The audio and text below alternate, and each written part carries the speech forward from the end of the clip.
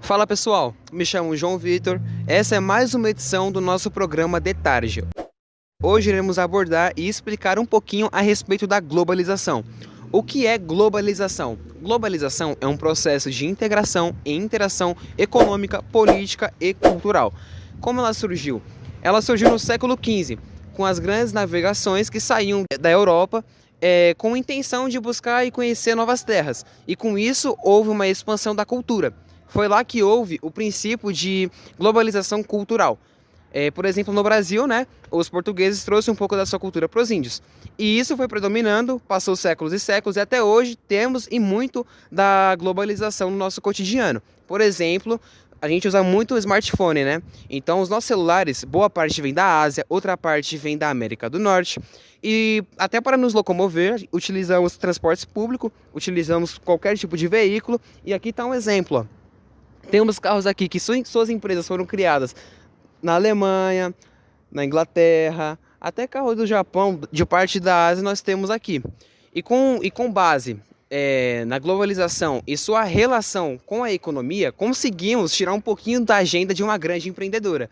Por isso a nossa amiga e grande entrevistadora, uma bela pessoa, Ana Beatriz, vai agora realizar uma breve entrevista com a CEO da Ford, a Isabelle.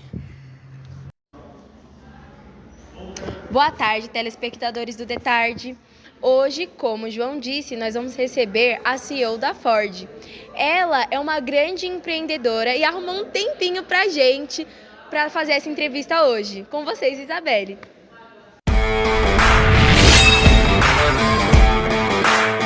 Hi, good afternoon. Hi, good afternoon. Good afternoon, guys. How are you? I'm fine, and you? I'm fine too.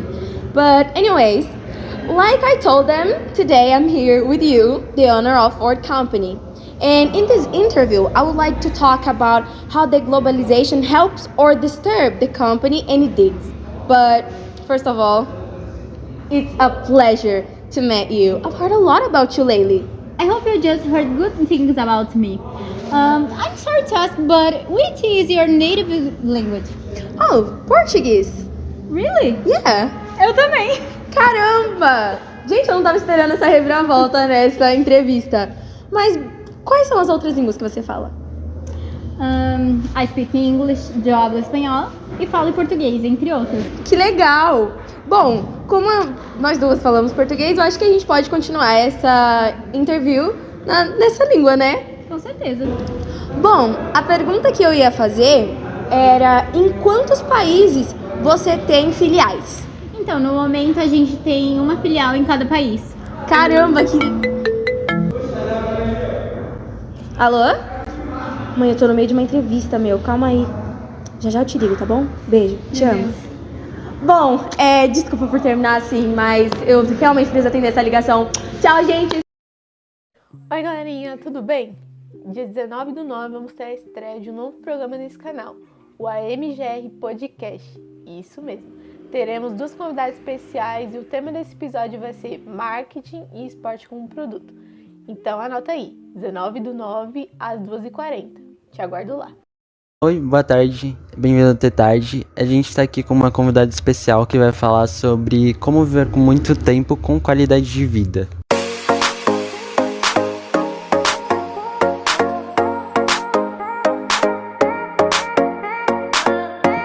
Ela vai se apresentar. Meu nome é Verônica Santiago da Silva. Vou fazer algumas perguntas e ela vai responder. A primeira pergunta é: quais fatores a gente deve adotar para a nossa vida para viver por muito tempo com qualidade? Para viver com qualidade, temos que se alimentar bem, não comer muito lanche. Hoje em dia o pessoal só quer saber de lanche. Isso faz mal. Temos que comer uma alimentação saudável, se divertir, fazer exercício. O exercício faz bem para nossas condições físicas. A gente às vezes não adapta isso no começo. Aí quando chega numa certa idade, a gente começa a sentir os efeitos. Evitar muita fritura, comer bastante salada. Isso faz com que você Viva bem, participar de reuniões com família, para você dar risada, relembrar o passado, as coisas boas e esquecer as coisas difíceis. Também procurar ter uma intimidade com Deus, participar da missa para agradecer a sua vida, a vida da sua família. Tudo isso é importante. Muito bom. Agora eu queria que você falasse um pouco o que você pensa sobre o estilo de vida dos jovens atuais. Os jovens, é bom se divertir. Quando é jovem, a gente tem que se divertir, brincar, viver uma vida bastante divertimento, mas não evitar as drogas, a bebida demais, fumar. Esses cigarros eletrônicos vai acabar com a vida dos jovens, porque faz muito mal. Certo. E por último, eu queria que você falasse quais as coisas que a gente deve evitar para viver por muito tempo e com qualidade.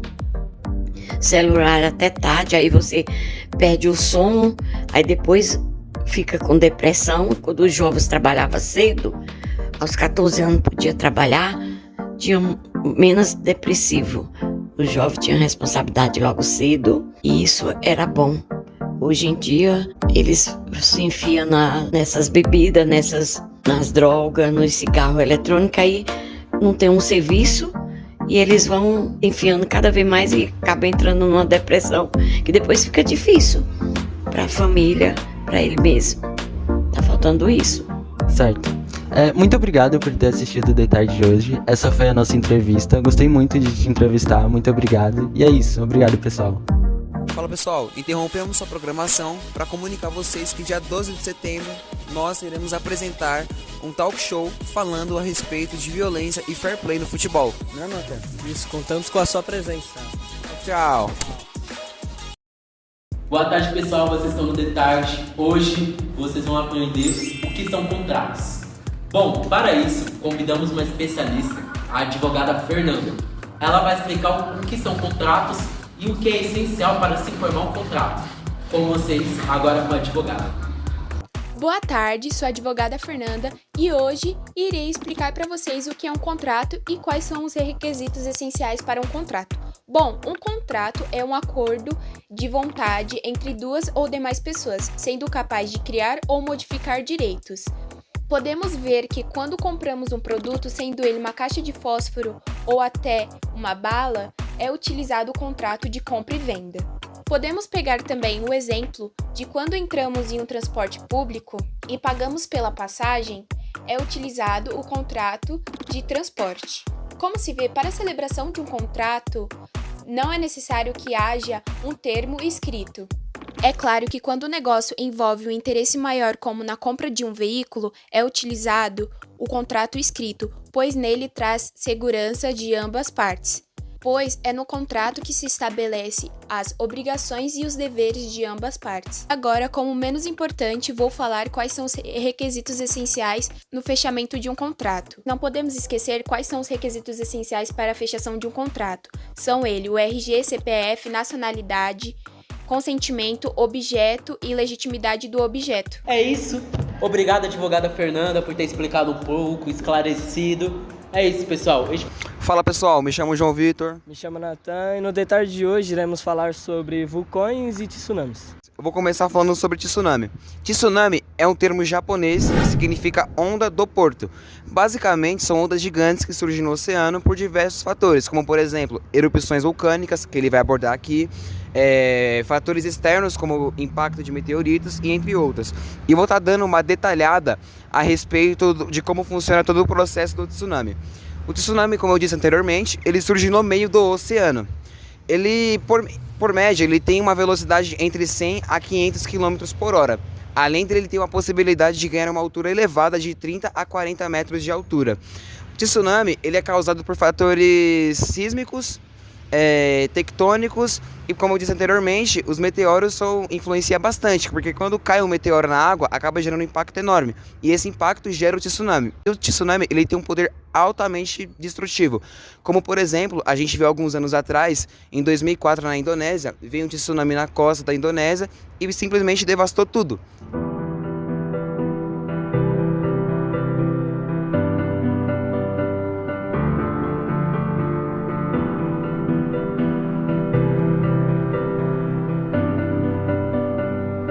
E mais recente, em 2011, acredito que vocês se lembram, houve no Japão, que passou em diversos canais e até hoje é muito lembrado quando se trata de tsunami.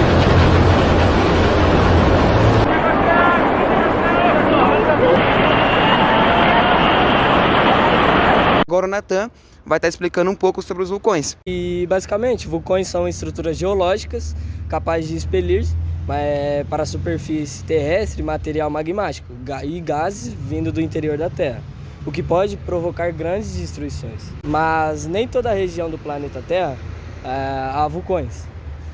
E sua formação e distribuição estão relacionadas à existência de placas tectônicas.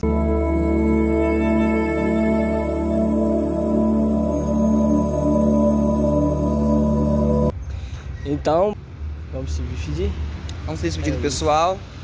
Muito obrigado. Fiquem com Deus. Espero Um que beijo no entendam. coração de vocês e até a próxima. Boa tarde, galera. Eu sou a Cauane. Eu sou o Kleber. E hoje no Detarde iremos falar sobre planejamento estratégico. Para começar, eu vou falar o que é exatamente planejamento estratégico. É um conjunto de estratégias que, de acordo com determinado contexto, permite definir os objetivos de negócios, metas a serem alcançadas e garantir um melhor resultado com mais assertividade. Tudo isso para obter resultados satisfatórios e positivos no nosso empreendimento. Bom, agora eu vou falar um pouco sobre essa cadeia que faz parte também do planejamento estratégico. Em uma empresa, temos 3 partes. O alto escalão sendo o planejamento estratégico, eles que decidem, né, a alta cúpula ali, eles que decidem o rumo da empresa, como a Cauane disse, eles são os que mandam. Em segundo grau, temos o tático, que é o tático. Por exemplo, o gerente de uma loja, ele está no planejamento tático, ele está ali para pega as informações do estratégico, manda para o operacional, ele está ali para administrar a parte estratégica, eles são como os gerentes. E por último, a parte operacional, que são quem bota a mão na massa, né? A faxineira ali tá na parte do operacional, é quem bota a mão na massa.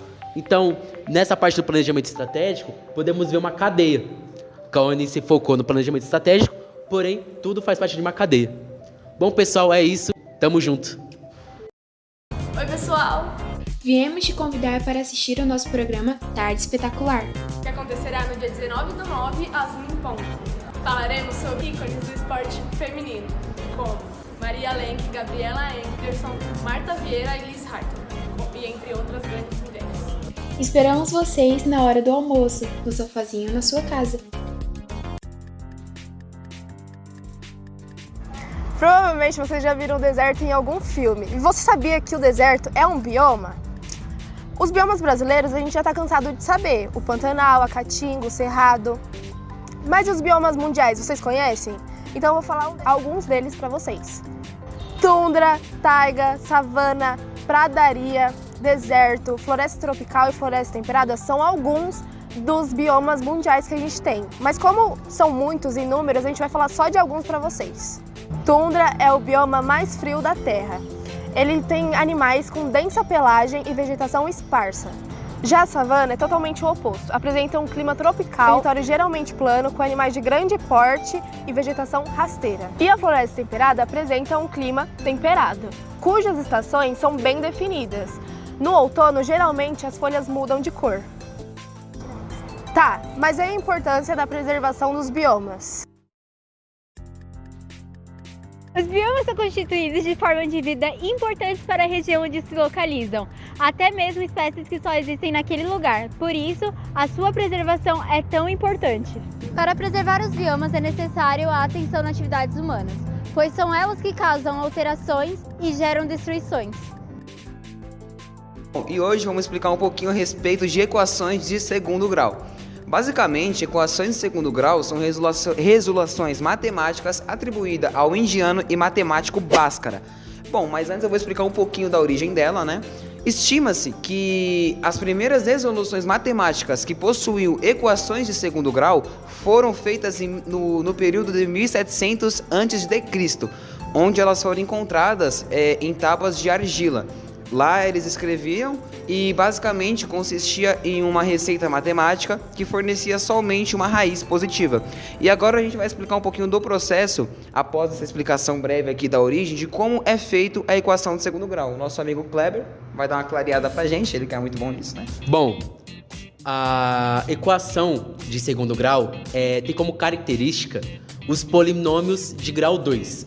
Podemos ver isso nesse breve exemplo. ax² mais bx mais c igual a 0. Para resolver isso, você se utiliza da fórmula de Bhaskara. Qual é a fórmula de Bhaskara? Menos b mais ou menos raiz quadrada de delta sobre 2.a.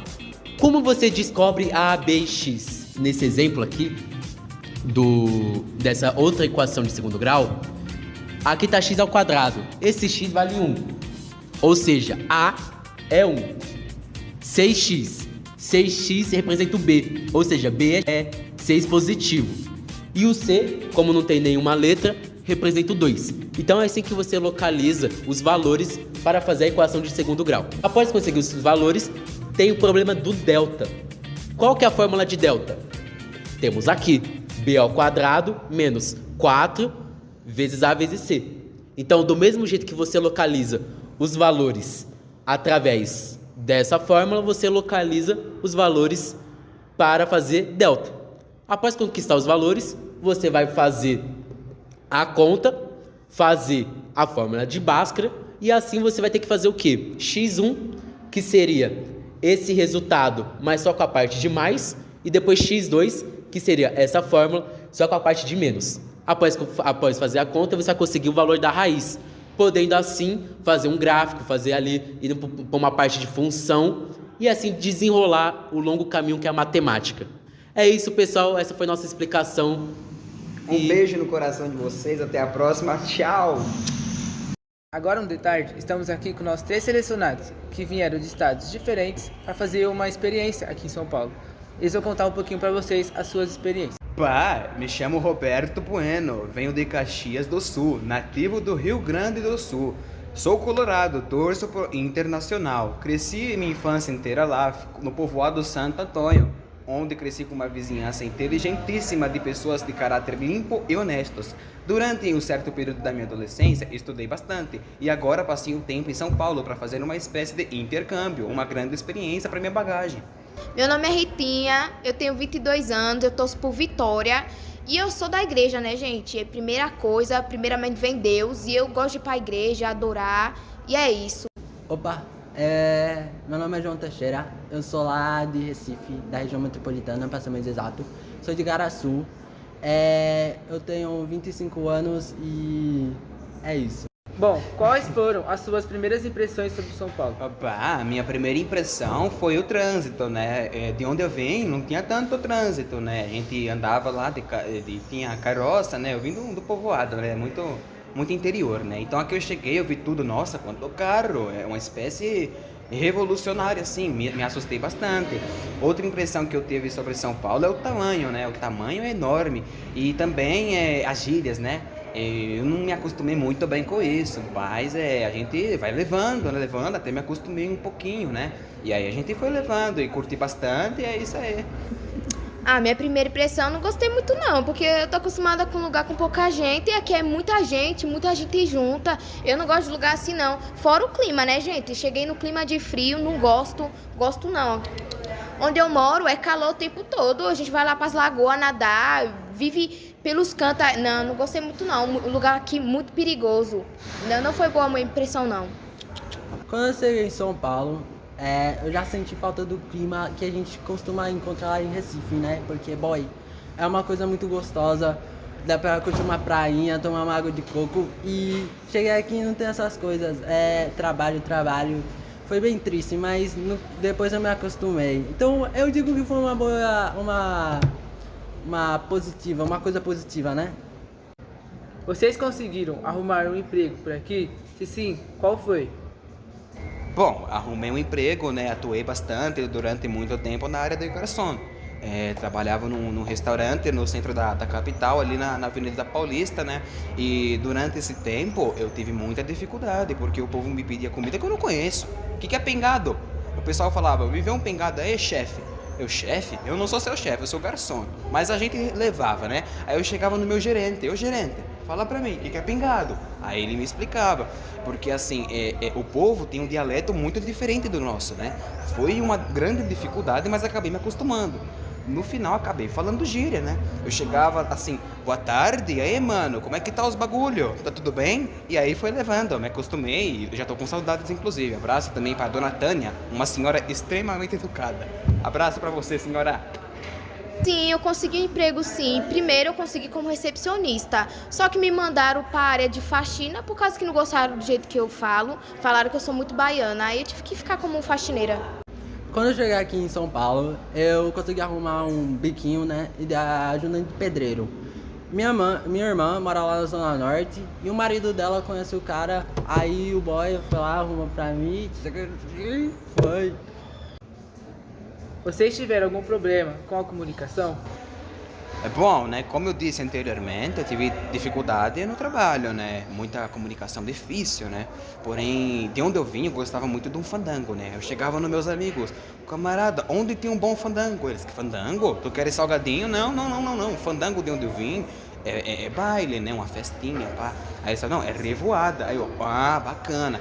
Foi outro ponto também. Eu chegava lá e falava pros meus amigos, vamos pra revoada boa. Isso eu queria de dia, né? E foi outro ponto de dificuldade, porque lá as festas é de dia, né? É festa com chimarrão, né? Um bom churrasco, carne, perdigão, porra, meu, muito bom. Aí eu chegava aqui, pô, eu quero uma revoada, à tarde. Ele, não, Zé, ele me chamou de Zé. Zé, que Deus o tenha, era meu falecido pai. Aí, bom, me chamou de Zé, né? Poxa vida, Zé, pelo amor de Deus, né? Revoada é só à noite, Zé. Eu, poxa vida, outras dificuldades. Dificuldade também com relação ao preconceito. O pessoal via que eu era gaúcho e me destratava, mas tudo bem. Isso a gente leva, que Deus nos abençoe. Povoado de Santa Aparecida do Norte, um beijo. Sim, eu tive problema de comunicação. Eu fui na feira, né? Fui na feira que tinha lá na rua de onde eu tava hospedada. E aí eu pedi macaxeira. Falaram, mas não tem macaxeira aqui não. Aí eu falei assim, não, macaxeira. Expliquei o que era macaxeira. Eu falei assim, não, aqui não é macaxeira, aqui é mandioca.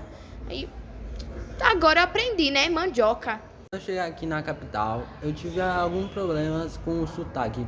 Eu apanhei muito pra aprender, vice. Principalmente uma vez que eu falar boy. Aí, o cara falou, que isso, meu irmão, não sou seu boy não. Bom, chegamos no fim de mais uma entrevista.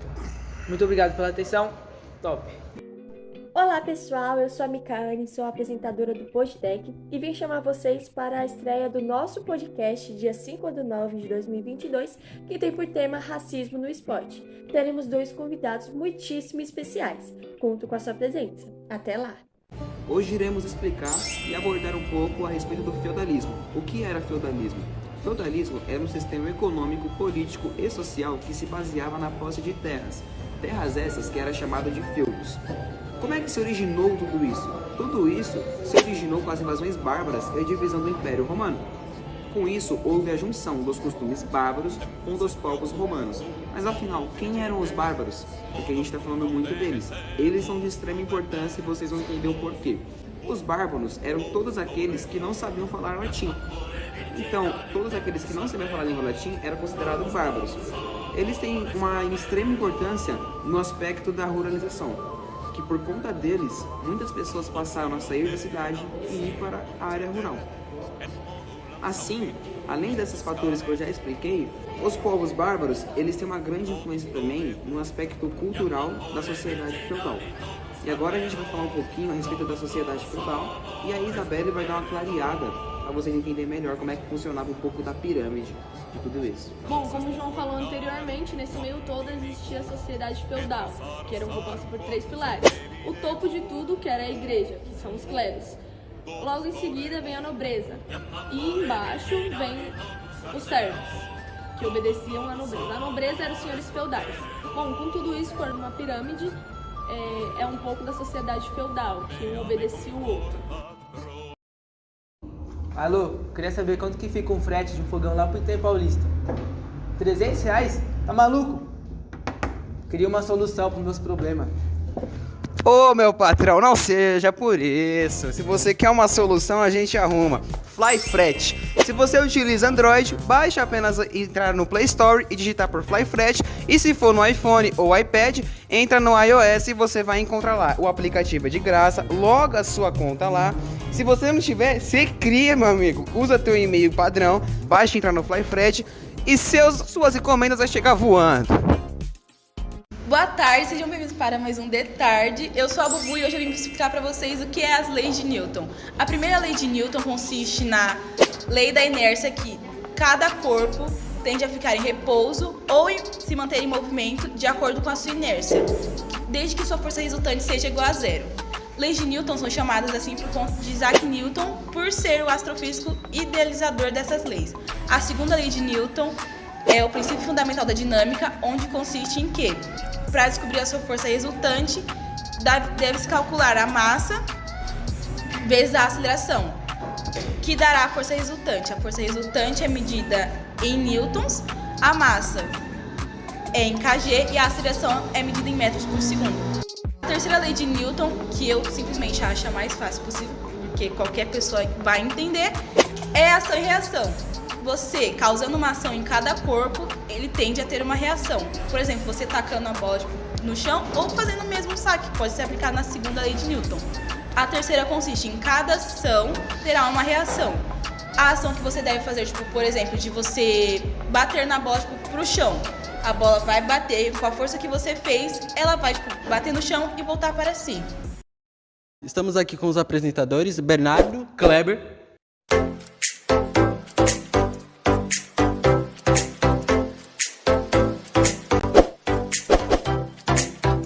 E hoje a gente vai falar sobre a vacina do Butantan feita a partir das cascas de ovos. Primeiramente, para começar a falar como é feito todo o processo, a gente precisa entender de onde vem esses ovos. Esses ovos não é aquele que a gente compra no mercado, não é aquele que a gente compra na quitanda ou até mesmo na feira. São feitos exatamente para esse processo da vacina. Eles passam por um processo de fecundação para que fiquem aptos para produzir a vacina. Quem produz esses ovos é a empresa Biotech, que foi procurada pelo Instituto Butantan em 2017 para a produção dos ovos e a criação da vacina. A criação desses ovos, eles são totalmente controlados, as aves são totalmente controladas, em uma granja totalmente controlada, tudo feito de maneira restrita. O ar, o ninho, o comedouro, o bebedouro são feitos especialmente para isso. São mais de 550 mil aves. Bom, agora eu vou falar sobre como são produzidas as vacinas. Como a gente tem aí as vacinas da gripe, as vacinas do Covid, e todas elas produzidas no Butantan, são feitas do mesmo processo, ou seja, através dos ovos. E como isso é feito? Primeiro, depois do descarregamento dos ovos, eles são pegos, passados por uma ovoscopia, onde os ovos são colocados sobre a luz para ver quais dos ovos tem os embriões saudáveis ou não.